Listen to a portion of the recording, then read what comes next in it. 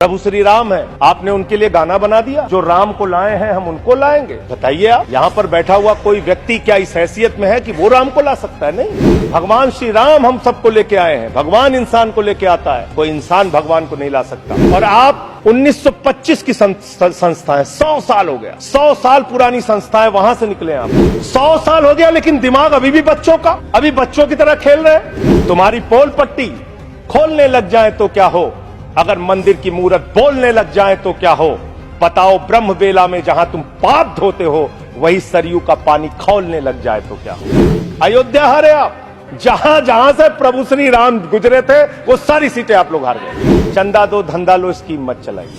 Electoral bond में आपका पर्दाफाश हो चुका है।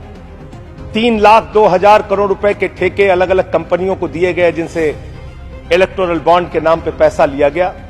इसकी जांच होनी चाहिए कि एक भी भ्रष्टाचारी को नहीं छोड़ूंगा, ये मोदी की गारंटी है। सारे भ्रष्टाचारियों को बीजेपी में शामिल करूंगा, ये प्रधानमंत्री की गारंटी है। ये गारंटी है आपकी। हम आ भी भरते हैं तो हो जाते हैं बदनाम, और वो कत्ल भी करते हैं तो चर्चा नहीं होता। आप लोग सबको गालियां देने लगते हैं। लोकतंत्र में अच्छी चीज नहीं माने।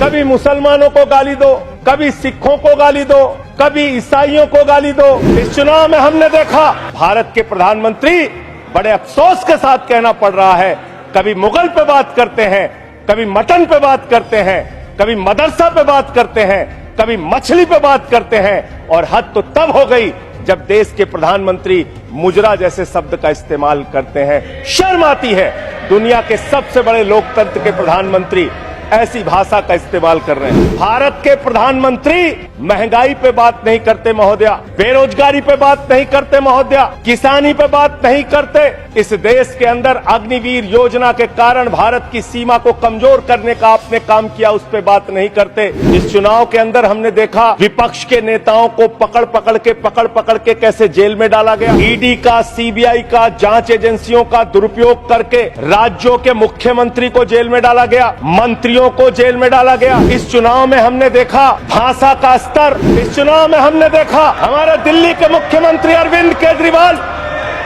उनको चुनाव से पहले जबरदस्ती पकड़ के जेल में डाल दिया गया महोदया। और मुद्दा क्या बनाया? तथाकथित शराब घोटाला। आज मैं आपके सामने इस सदन में बताना चाहता हूं महोदया, शराब घोटाला किसने किया, ये जानकारी पूरे देश को होनी चाहिए। ये जानकारी भारतीय जनता पार्टी के मित्रों को होना चाहिए। ये भारतीय जनता पार्टी के नेता, देश के प्रधानमंत्री को भी होना चाहिए। शराब घोटाला शरद रेड्डी से 60 करोड़ रुपए की रिश्वत लेने वाले भारतीय जनता पार्टी के लोगों ने किया है। आप लोगों ने इलेक्टोरल बॉन्ड के जरिए चंदा लेने का काम, रिश्वत खाने का काम, भ्रष्टाचार करने का काम किया है। शराब घोटाला तुमने किया है। शराब घोटाले की बात करते हैं महोदया, महोदया यही चिल्लाने का काम करते हैं। मैं अपनी बात कहना चाहता हूं महोदया, दिल्ली के मुख्यमंत्री को ईडी कोर्ट ने जमानत दी महोदया। ईडी कोर्ट ने कहा अरविंद केजरीवाल निर्दोष है।